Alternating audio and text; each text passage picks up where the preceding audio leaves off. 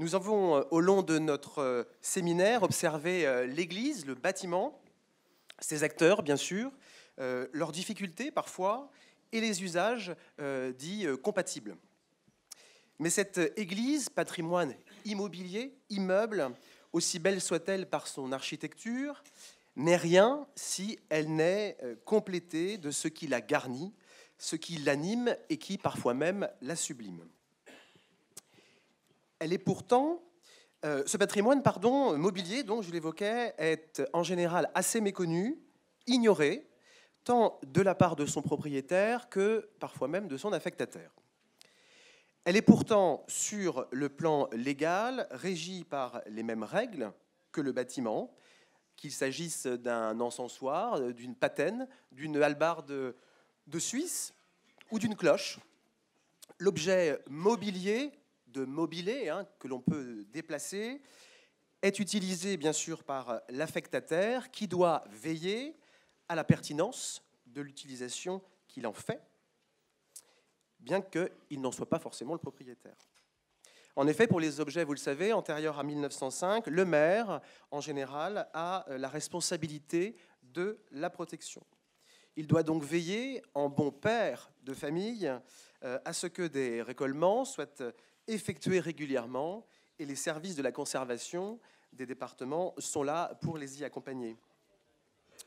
Pour fréquenter, tant au titre de mon métier qu'à celui de membre de la commission diocésaine d'art sacré du diocèse de Luçon, je suis assez souvent effaré, je le dis bien, effaré, d'observer les conditions de conservation des objets dans les paroisses. Outre ceux qui sont vendus lors des brocantes et des déballages, avec la complicité même parfois de l'affectataire, c'est très souvent le manque de considération à l'égard de ces mêmes objets, dont l'usage n'est parfois plus d'actualité, j'en conviens, mais cela aussi forme ce patrimoine commun. On retrouve ces objets parfois dans des sacristies, peu sécurisées, sans chauffage ou trop chauffées, à proximité de fuites, et donc il convient évidemment d'être vigilant. Je passe évidemment sur les menus travaux des paroissiens qui consistent parfois à nettoyer du vermeil avec du mirror ou à faire de la soudure à l'étain sur des gloires ou des croix sommitales d'ostensoirs, par exemple. Il faut évidemment éviter. Le vol, bien sûr, demeure évidemment un risque non négligeable. Et j'en veux pour preuve un exemple très récent, puisqu'il date de lundi dernier, où un homme de 43 ans a été condamné à 2 ans de prison ferme par le tribunal judiciaire de Quimper pour avoir commis une trentaine de vols dans le Grand Ouest, y compris en Vendée d'ailleurs, en dérobant pas moins de 170 objets. À chaque fois, même scénario, fracture de la porte de la sacristie. La suite, on la connaît. Qu'ils soient protégés ou non, plus de 2000 objets religieux sont protégés dans le département. Il est nécessaire de sensibiliser le plus grand nombre à la protection de ces objets et à leur entretien. Il est loin le temps où le périmètre de la paroisse correspondait au périmètre de la ville. Alors, messieurs les curés, pensez à informer les élus propriétaires lorsqu'un objet, propriété de la ville, est déplacé pour être utilisé dans un autre clocher. En cas d'objet protégé, je le rappelle, il vous faudra impérativement y associer les services de la conservation. Sensibiliser le plus grand nombre à cet univers mobilier est donc une impérieuse nécessité. Et pour y associer le plus grand nombre, n'hésitez pas à profiter d'événements comme les Journées du patrimoine ou la Nuit des églises, par exemple, pour offrir urbi et orbi, si je puis dire, ces trésors d'église. Pour nous parler de ce patrimoine, je suis entouré cet après-midi d'éminents spécialistes. Certains vous sont bien sûr connus. Nous allons commencer avec Christian Gendron, conservateur honoraire de musée, auteur de nombreux travaux, spécialiste notamment de l'orfèvrerie et membre de notre commission diocésaine d'art sacré. Suivront Claire Durand, conservatrice déléguée des antiquités et objets d'art de la Vendée, Cyril Longin, directeur des archives départementales de la Vendée, Arnaud Jolin, maître de conférences à l'université, enseignant à la fac de droit de Bordeaux, correspondant de la Fondation pour la sauvegarde de l'art français en Charente-Maritime. Et puis, bien sûr, Guillaume Marionneau, organiste titulaire de la cathédrale de Luçon, membre également de la commission diocésaine d'art sacré du diocèse de Luçon. Je sais qu'il aime beaucoup parler, et comme moi également, il va falloir qu'on respecte le temps, mon cher Christian. Donc je te laisse le micro, tu as 20 minutes. Je te remercie Thomas. Merci à tous. Tu as déjà prononcé pour moi mon premier chapitre. Bravo. Et nous ne nous sommes pas concertés. Bien, Monseigneur, chers pères et chères sœurs, car il y a des sœurs parmi nous, ne nous les oublions pas, je dédie ce moment particulier à Dominique, qui a été puni de ne pas être parmi nous et qui pense très fort à nous, je le sais. Je lui dois, comme à Renaud, le père Renaud, ce cadeau empoisonné qui consiste à préparer en 4 mois seulement, période de vacances en plus, un travail sur l'orfèvrerie en Vendée. Je voudrais imiter le général de Gaulle en disant « Comment voulez-vous gérer le patrimoine religieux, en l'occurrence l'orfèvrerie, alors que nous avons 246 communes, 320 clochers et quelques milliers d'objets. » Je ne, évidemment, porterai aucun jugement. Il est d'ailleurs très positif sur le travail réalisé depuis de nombreuses années, depuis l'abbé de Olmo. Le travail qui a été réalisé est énorme. Disons-le, nous sommes en Vendée, où je suis heureux d'être revenu. Après un séjour expiatoire dans un département voisin, oui, ou lorsque j'ai créé une section d'art sacré au musée d'Agessi, Bernard d'Agessi, dont quelqu'un a parlé ce matin, on m'a dit, c'était un élu de premier plan, heureusement un autre m'a appuyé dans ma démarche, tu vas quand même pas exposer des, alors je ne prononcerai pas le mot, de curés. Mais si, car c'est notre patrimoine. Et le même élu me dit, j'entrerai pas dans une église, vous faites une visite à Notre-Dame, ben, j'irai pas. J'ai dit, mais si, parce que vous allez nous voter une subvention pour boucher les gouttières et pour réparer la sacristie. J'ai mon franc-parler, à mon âge, je ne changerai pas, vous me pardonnerez. Monseigneur, pardonnez-moi aussi de saluer le discours que vous avez fait hier. Je voudrais remercier ici Monseigneur Jacolin, qui m'autorise tous les mardis à ouvrir la porte du trésor de la cathédrale où il y a tant à faire.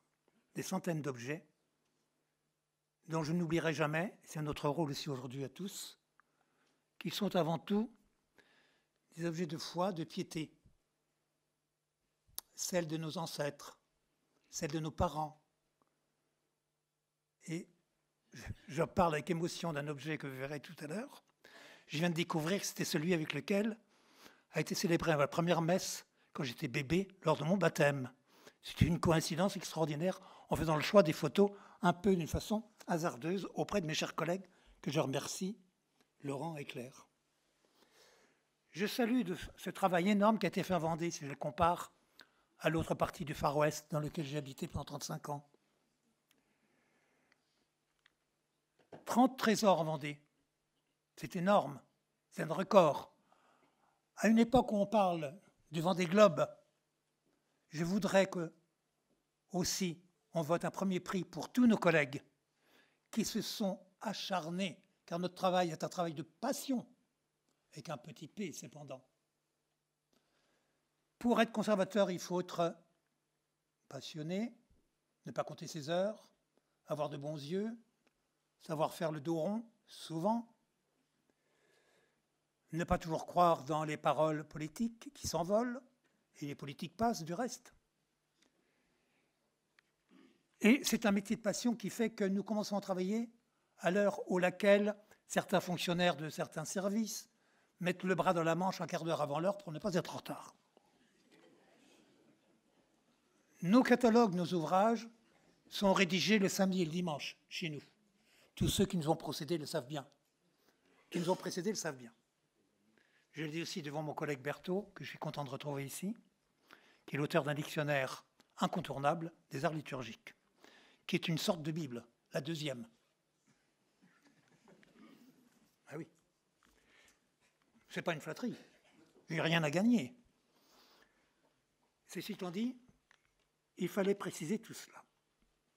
Merci donc à tous ceux qui nous ont confié, qui m'ont confié ce rôle. Je pense à Dominique qui me dit « Vous êtes l'homme de la situation ». Quoi? Moi qui n'ai aucun mandat, qui était bénévole conservateur de ZAOA pendant 15 ans, conservateur de musée, et qui a eu le plaisir d'enseigner à des prêtres, à des élèves à l'université, où déjà le wokisme planait. Et un jour, on m'a dit, t'as pas autre chose de plus moderne à enseigner, par hasard, que l'orfèvrerie sous l'Ancien Régime? Alors non, j'ai plié le dos, j'ai continué, mais j'ai quand même donné un peu dans la verrerie contemporaine pour me donner des airs modernes. Bien, alors, en ce qui concerne l'orfèvrerie, je commencerai, il y a 3 chapitres, ils vont très rapidement évoquer, je ne commenterai même pas les photos, j'avais prévu un commentaire de 2 heures. Non, ne riez pas, c'est de vous dont on parle, car tous les gens que j'ai eus en auditeur libre autrefois à l'université, ou mes chers élèves, dont certains sont devenus des vendeurs de calices, commissaires-priseurs en fait,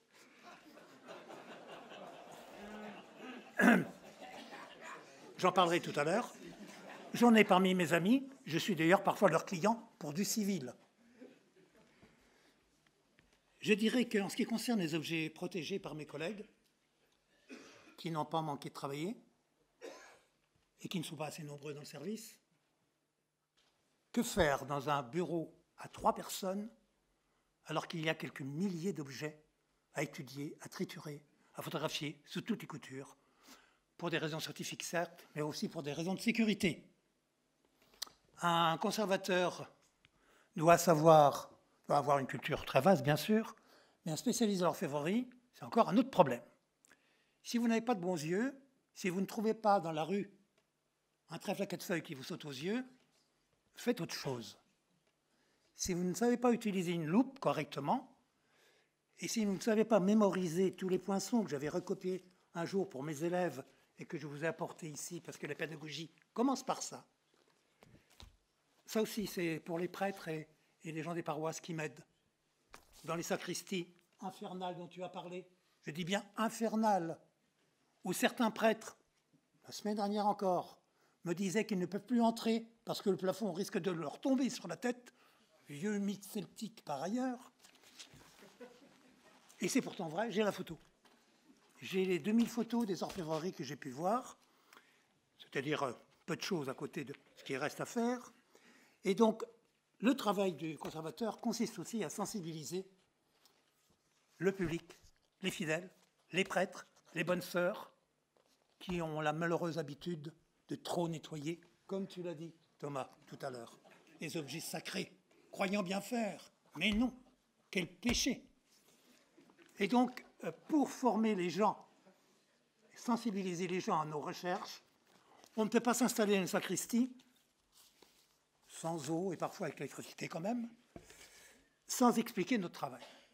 Et je cite un habitant d'une petite commune voisine de la mienne qui m'a dit « Censément, vous faites le travail d'un policier. » Mais oui, nous enquêtons sur l'orfèvrerie, mais aussi sur le goût d'une époque, sur les artisans d'une époque, j'ose pas dire artistes, parfois ils le furent, même souvent, sur la générosité publique, sur la foi. Et je n'oublierai jamais que tous ces objets que je manipule avec un très grand respect, pas du tout comme un technicien, mais comme un homme respectueux et un Vendéen, j'ose pas dire authentique. Je n'oublierai jamais que les objets que nous manipulons au quotidien contiennent le sang du Christ, le corps du Christ, et que nous sommes les seuls, après les prêtres, à les manipuler. Ça ne peut pas se faire innocemment, vous l'avez compris. Je sais à qui je le dis ici. Donc, passons. Dans les 4 périodes qui nous intéressent aujourd'hui, il y a l'Ancien Régime, qui m'intéresse spécialement, et surtout au niveau régional. Alors j'ai compté parmi toutes les pièces, et 140 pièces parfaitement identifiées. Il y en a beaucoup plus qui sont protégées par nos collègues. Je les salue tous à nouveau. Il y a, allons, cette pièce, insigne, Thomas-Quin à Nantes, dont on dit, c'est à voir, que ce fut peut-être un cadeau de Louis XIII. Plus proche du micro. En fait, la chose n'est pas prouvée et difficilement prouvable. Donc je passerai sur les détails, après on arrive dans les querelles des spécialistes. Bon. Cette pièce extraordinaire en argent doré, qui est une monstrance, pardon, avec un piétement encore très Renaissance, des émaux translucides, un tas de choses qui mériteraient un commentaire de 2 heures. Cette pièce est une des plus anciennes, après, évidemment, la monstrance du XVe siècle, qui est publiée dans l'ouvrage qui est sorti hier. Merci Thierry, qui a fait sortir l'ouvrage à temps. Thierry, que je baptise à la fois notre bon pasteur et notre père fouettard. Il sait pourquoi. Donc parmi les 140 pièces, il y en a, j'ai fait une statistique très intéressante, et là ça me surprend par rapport aux Deux-Sèvres, où j'ai fait la publication des vases sacrés du département, sans doute incomplet maintenant. Il y en a 60 de Paris, ça c'est normal. Au 17e, on va se fournir là-haut, pour un tas de raisons. Il y en a cependant 26 d'Angers et 23 de Nantes. Voici une pièce de Nantes. Angers, une des grandes capitales de l'orfèvrerie française, où les orfèvres étaient déjà fort nombreux, se transmettaient de père en fils le métier d'orfèvre. On sait tous, nous, que ce métier est monopolisé par des familles pendant des décennies, des siècles, et que par alliance, alliage, comme dit ma voisine, de familles authentiques, on arrive à monopoliser la fabrication des objets en or et en argent. J'en viens à parler justement, à propos d'or et d'argent, d'une histoire fondamentale qui n'est pas encore entrée dans les mœurs au ministère. Il faudrait qu'un jour que notre ministère, qui n'a jamais été très en avance, ça se saurait de toute façon, mais et dont la base politique est vieillissante autant que nous-mêmes, je voudrais dire qu'il est strictement nécessaire, en matière d'orfèvrerie, de peser les pièces. Je le dis devant Thomas, qui est expert, et qui sait bien que dans le commerce et dans le jugement que l'on a d'une pièce, il n'y a pas que la typologie, il n'y a pas que l'ornementation, il n'y a pas non plus que le symbole religieux. Autant de pistes à faire suivre des étudiants, entre parenthèses. Je dis cela aux enseignants qui sont parmi vous. Il y a aussi le poids des pièces, qui est un révélateur du prix de la pièce, du prix que l'on a mis pour la faire fabriquer. Certains prêtres se sont quasiment ruinés pour acheter le beau calice de leur vie. Ceux que je vois, moi, tous les mardis matins à l'évêché, avec leur carte de visite de prêtre défunt. Comment on ne peut pas être larmoyant devant une telle chose? C'est un sujet d'émotion, ce n'est pas simplement un sujet de typographie et de cases à remplir dans une fiche, comme on nous l'a demandé trop souvent dans notre ministère. Donc, voici pour l'Ancien Régime, je passe très vite. Alors, Angers, la famille des Hardy, mardi dernier, j'ai pu à Luçon identifier à coup sûr une nouvelle pièce de Hardy, qui est d'ailleurs protégée par nos collègues depuis longtemps, mais qui n'était pas franchement attribuée. Ici, Fontenay-le-Comte, un calice de Jean Crochet, le grand maître, fin 16e, début 17e, avec ses calices historiés, dont les gens du 19e n'auront qu'une envie, c'est de les reproduire. Vous allez voir tout à l'heure. Donc, évidemment, pièce protégée depuis trop longtemps, avec des histoires racontées depuis le début du calice, c'est-à-dire son pied, on commence toujours par le bas, par toujours du terrestre, pour aller vers le céleste. Et donc, calice historié qui va être copié maintes fois, je vous montrerai tout à l'heure. Et là, j'arrive chez notre ami Pénaud, que je connais bien, parce qu'on voit de lui de temps en temps passer des cuillères à ragoût, des tasses à vin, que d'autres appellent des tasses de vin. Nous sommes français, tasse à vin, c'est le mot du XVIIIe. Et Pénaud est un homme extraordinaire des Sables d'Olonne. Lui, il est fier de sa ville. Il y a 5 orfèvres aux Sables d'Olonne. Il y en a 3 ou 5 à Fontenay selon les époques. Il y en a 3 à Luçon. Oh non. Au revoir les amis. Il lui reste 5 minutes, nous sommes en 1620. Donc... Ici, Luçon, avec Charles-Nicolas Rambaud. Ici, Fontenay-le-Comte, c'est une pièce qu'on vient d'identifier, que j'ai pu identifier il n'y a pas longtemps, grâce à des pièces civiles trouvées dans le commerce. Et il s'agit d'un petit ciboire des malades, de Rémy Guyot, qui a eu 2 fils orfèvres également. Je passe très vite. Voici le renouveau, notre église, avec des vases qui viennent soit de nos paroisses, donnés par les prêtres, soit de communautés religieuses ou de l'évêché même. Alors, c'est le renouveau avec une symbolique qu'il faudra étudier en détail, les vertus, foi, espérance, charité, dont l'auteur est très souvent un certain Montagny, graveur de Saint-Étienne. Il appartient à une famille de 7 graveurs. J'ai trouvé dans des fichiers sous le nom de Montagnier. Et j'allais dire, pourquoi pas Gilbert, pendant qu'on y est. Voici un encensoir de Renaud. Là, nous sommes dans la première période. C'est la résurrection de nos églises. Les églises s'équipent. Jusqu'en 1840, on s'équipe avec des orfèvres parisiens, pour la plupart. Renaud, toujours, dans le canton de Vermenot, ici. Très beau. Alors, très bel encensoir. À chaque fois, c'est un mouvement qui va du sol vers le ciel.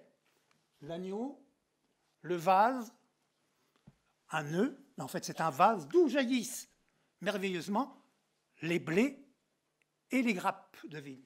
Et puis au milieu, le corps de Christ, avec sa lunule.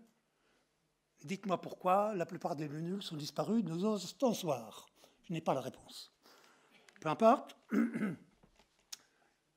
Ciboire, toujours la première période de Martin, Paris, début 19e, avec les fameux médaillons de Montagny, ici, qui a signé.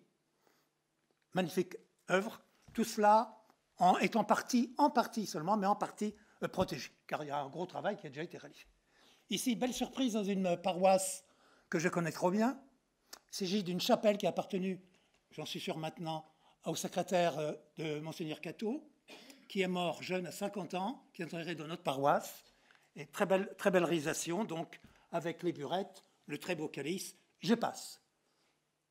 Quand je parlais d'un cadeau empoisonné, on est bien dans ce cas-là, parce que je finirai très mal sans avoir le temps de tout montrer. Je parle très vite du néo-baroque et du néo-gothique. Demain, si vous venez, vous verrez la chapelle de Monseigneur Bayès, telle qu'elle apparaît ici, sous forme fragmentaire, un chef-d'œuvre qui a voulu égaler évidemment les grands maîtres du XVIIIe, je pense à François-Thomas Germain et à beaucoup d'autres. Boum. Trioulier, dont une œuvre a été récemment publiée par un de nos collègues, et Monsieur le maire, ici présent, est propriétaire dans sa commune d'une très belle œuvre de Trioulier qui vient d'être classée et protégée par nos collègues. Patène, illustré. Trioulier est un néo-baroque, très inscrit dans le mouvement Louis-Philippard, qui est le style des meubles de notre évêché. Tout ça doit être vu globalement, avec la musique qui va avec, tout le reste. On n'a pas le temps d'en parler, c'est bien dommage. De Jean, quand je vous avais dit qu'il y avait des copistes du XVIe et début du XVIIe, en voici un, de Jean, à Paris, modeste paroisse, pleine d'objets, à laquelle il y a plusieurs jours à passer déjà. Comment voulez-vous que nos collègues fonctionnaires puissent passer leur temps uniquement à faire l'inventaire des calices, des ciboires et des boîtes aux saintes huiles et de tout le reste? Bien. Poussiel-Garuzan, bien connu évidemment de nos confrères, une œuvre trouvée ici en provenance sans doute d'un évêque, mais pour l'instant on n'a pas la parenté de la pièce. Une œuvre insigne, incrustée de pierreries et des mots. Alors contrairement à ce qui a été écrit parfois dans les fiches anciennes déjà, ce ne sont pas des faux émaux, ce sont des vrais émaux, simplement la partie cuivre a été moulée en même temps que le reste. Et on a comblé avec de l'émail. Je passe sur Poussiel-Garuzan à nouveau, fin 19e, Et vous allez voir, je vais finir avec 3 minutes de retard. De Marquet. Alors, De Marquet a battu tous les records. Il a employé des centaines d'ouvriers. Ils ont vendu partout, jusqu'au Vatican. Ils ont envahi le marché avec leur catalogue. On vendait par correspondance. Ils avaient des correspondants locaux sur lesquels il y a un beau sujet de maîtrise ou de thèse à faire. Tous les revendeurs d'orfèvrerie et de chasuble-lerie, il y en a eu à La Roche-sur-Yon comme partout.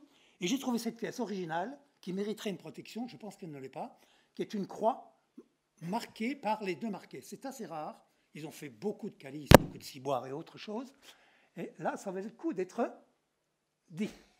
Toujours de Marquet, voici, pour ceux qui ont dénigré le XIXe siècle et pour ceux, architectes en chef, entre autres, qui se sont fâchés un jour avec moi parce que je voulais faire classer des choses du XIXe, je dirais, mais c'est admirable de technique, c'est admirable de technologie, c'est admirable de savoir-faire, des émaux peints sur porcelaine ou sur cuivre, des vases qui sont sablés ou mordus à l'acide.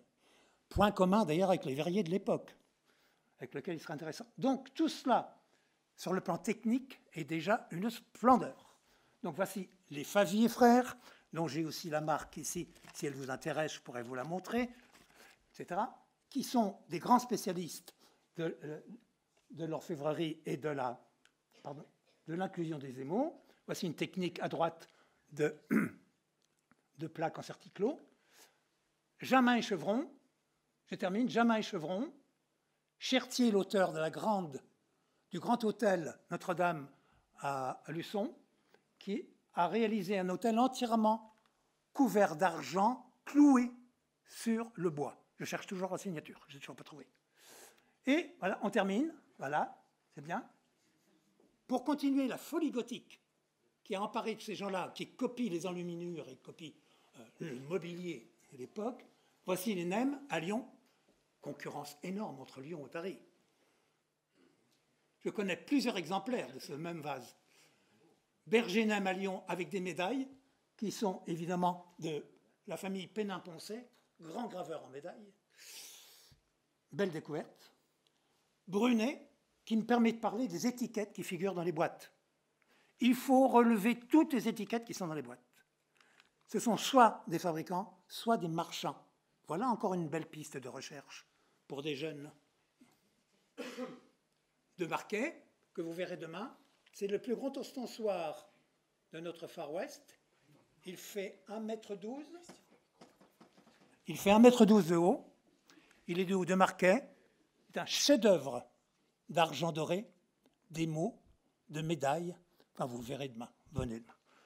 De toute façon, j'ai bien compris que je ne pouvais plus rien dire.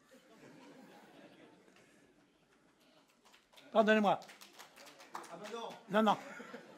C'est parce qu'ici, je voulais évoquer le malheur d'une famille à laquelle je voulais m'adresser cette semaine. Elle est en grand deuil. Et je voulais leur parler de ce calice extraordinaire avec des cœurs vendéens. Le seul que j'ai connu, une patène avec le cœur vendéen. La famille de la Poise, dont le calice de l'un des membres vient de passer devant vos yeux. J'éviterai les commentaires sur la nouvelle iconographie du XXe siècle, qui précède ou qui suit de peu Vatican II, pour évoquer Memery et Our, avec une symbolique jamais vue dans les patènes jusqu'à maintenant, le poisson et les pains, poum, Chéré, la simplicité, la méditation, le retour aux sources, le matériau tel qu'on le trouve pratiquement à l'état brut, l'ébène, l'améthyste. Nous vous thème la Vierge en pèlerine sur une patène, vous en aviez déjà vu? Tout ça mérite le classement, ou en tout cas une protection, d'une façon ou d'une autre. Le Schwartz, calice de Schwartz, le même vient de passer en vente publique. On vient de vendre en Normandie, il y a 15 jours, tous les biens d'un évêque chez lequel il y avait ce calice-là. Le nôtre n'est pas marqué, mais je sais qu'il est de Schwartz maintenant. Voilà. Et pour terminer, oui, en se souvenant de la honte que nous ne pourrons jamais effacer, celle du XXe siècle, qui a couvert de sang pour toujours notre sol. J'évoque ici cette timbale trouvée dans une sacristie obscure, humide et insalubre, dans une boîte à chaussures. J'ai eu un coup au cœur en me rendant compte qu'il y avait dans la boîte à chaussures une carte de visite de la famille qui avait donné cette timbale ordinaire de communion, couverte d'une croix en cuivre provenant d'un obus, couverte d'une patène qui est un fragment d'obus, et cette timbale, qui n'est pas protégée, qui le sera sans doute, c'est un appel du pied à mes collègues, a appartenu à un abbé, l'abbé Cléton, qui avait de la famille en Vendée, et dont j'ai retrouvé un discours. Merci Seigneur, car lui s'en est sorti. Et j'ai trouvé un discours qu'il a fait pour le décès d'un de ses confrères et amis. Voilà, tout ça pour dire, que fait-on de ces objets innombrables dont vous n'avez vu que pratiquement le millième? Et que ferons-nous demain? Des tonnes et des tonnes de bronze et de cuivre doré qui encombrent, entre guillemets, nos sacristies et qui, cependant, c'est le cas ici, contiennent des restes de saints, des restes humains ou des restes de contact. Je vous remercie pour votre patience. Angélique. Merci beaucoup. Merci de t'être plié au temps. Pardon.